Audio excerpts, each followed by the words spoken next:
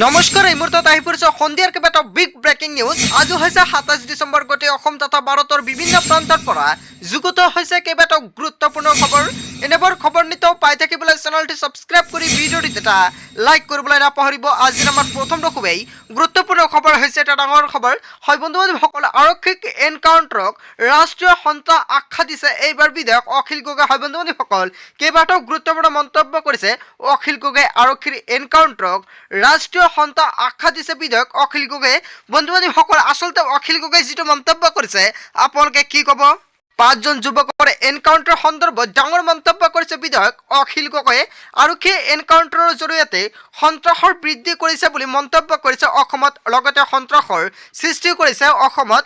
আৰক্ষীৰ এনকাউণ্টাৰক ৰাষ্ট্ৰীয় সন্ত্ৰাস আখ্যা দিয়াক লৈ এতিয়াও অখিল গগৈ কেইবাটাও গুৰুত্বপূৰ্ণ মন্তব্য কৰিছে। অসমত পুনৰ ভয়াৱহ দিন ঘূৰি আহি আছে।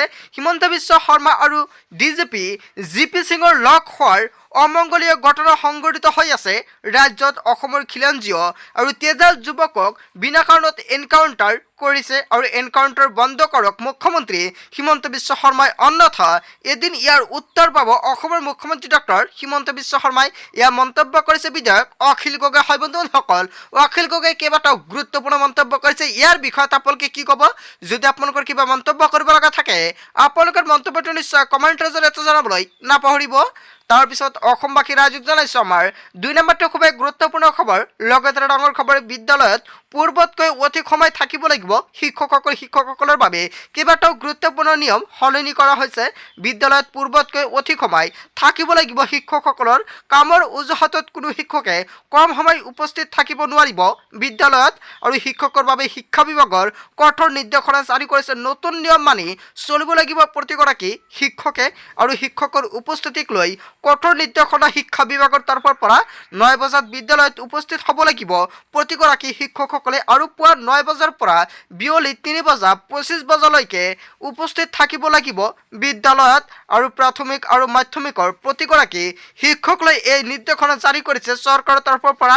লগতে উচ্চতৰ মাধ্যমিকৰ শিক্ষক উপস্থিত থাকিব লাগিব বিয়লি ৪ বজালৈকে। ৩১ মাৰ্চৰ ভিতৰত প্ৰতিখন বিদ্যালয়ে সম্পূৰ্ণ কৰিব লাগিব আঁঠুৱা প্ৰশাসনিক কাম কাজ আৰু নিৰ্দেশ অমান্য কৰিলেই সন্মুখীন হ'ব লাগিব বিভাগীয় শাস্তিৰ।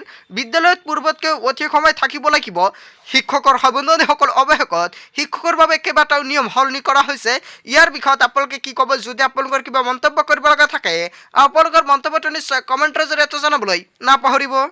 তাৰপিছত অসমবাসী ৰাইজক জনাইছোঁ আমাৰ ৩ নম্বৰটো খুবেই গুৰুত্বপূৰ্ণ খবৰ। লগতে ডাঙৰ খবৰ, মুখ্যমন্ত্ৰী হিমন্ত বিশ্ব শৰ্মাৰ আন এটা ডাঙৰ মন্তব্য। মোদীক ভোট নিদিয়া মিয়া মুছলমানে চৰকাৰী আঁচনি লাভ কৰি আছে আৰু চৰকাৰী ধন লৈ আছে বুলি মন্তব্য কৰিছে অসমৰ মুখ্যমন্ত্ৰী ডক্টৰ হিমন্ত বিশ্ব শৰ্মাই। মোদীক ভোট নিদিয়া মিয়া মুছলমানে চৰকাৰী আঁচনি লৈ আছে। মোদীক ভোট নিদিয়া মিয়া মুছলমানক চৰকাৰী ধন দিব লগা হয় আৰু বিজেপিক ভোট দিয়া বুলি কৈ গ্ৰহণ কৰে মোদী চৰকাৰৰ এই বিশেষ আঁচনি। চৰকাৰী আঁচনি ল'বলৈ শাৰী পাতি থাকে মিয়া মুছলমানসকলে। অসমীয়াতকৈও আগতে চৰকাৰী আঁচনিৰ কথা গম পায় মিয়া মুছলমানসকলে।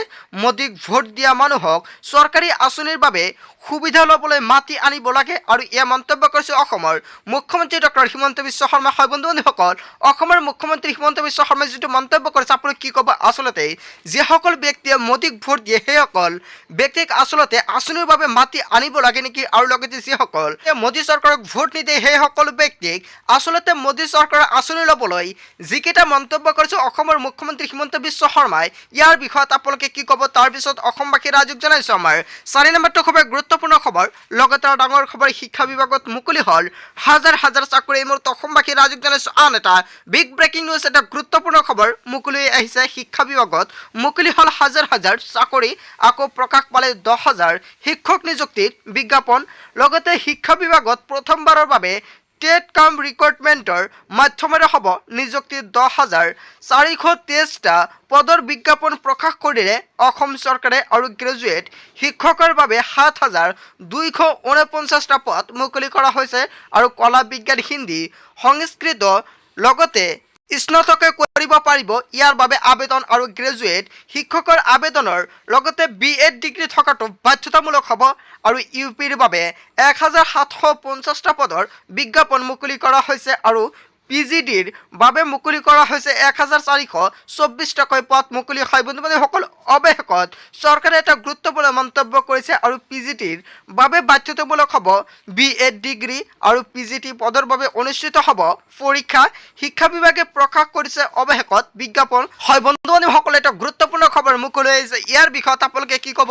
যদি আপোনালোকৰ কিবা মন্তব্য কৰিব লগা থাকে আপোনালোকৰ মন্তব্যটো নিশ্চয় কমেণ্টৰ জৰিয়তে জনাবলৈ নাপাহৰিব।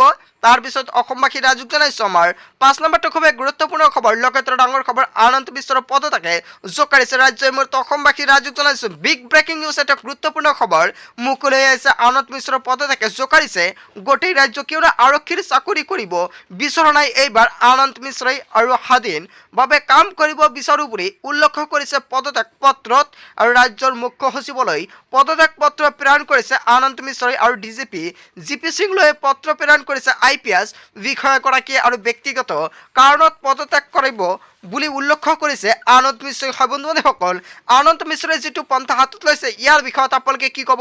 যদি আপোনালোকৰ কিবা মন্তব্য কৰিব লগা থাকে আপোনালোকৰ মন্তব্যটো নিশ্চয় কমেণ্টৰ জৰিয়তে জনাবলৈ নাপাহৰিব। চ' বন্ধু বান্ধৱীসকল, আজিৰ মূল ভিডিঅ'খনত আপোনালোকক এইখিনি সৰু এটা ইনফৰমেশ্যন দিবলগীয়া আছিলে। ভিডিঅ'টি ভাল লাগিলে লাইক কমেণ্ট শ্বেয়াৰ কৰিব আৰু যদি এতিয়ালৈকে চেনেলটি ছাবস্ক্ৰাইব কৰা নাই তেন্তে এনেকুৱা নতুন নতুন ইনফৰমেটিভ তথা হেল্পফুল ভিডিঅ' পাবলৈ হ'লে চেনেলটি ছাবস্ক্ৰাইব কৰিবলৈ নাপাহৰিব। চ' থেংক ইউ ফৰ ৱাচিং ফুল ভিডিঅ'।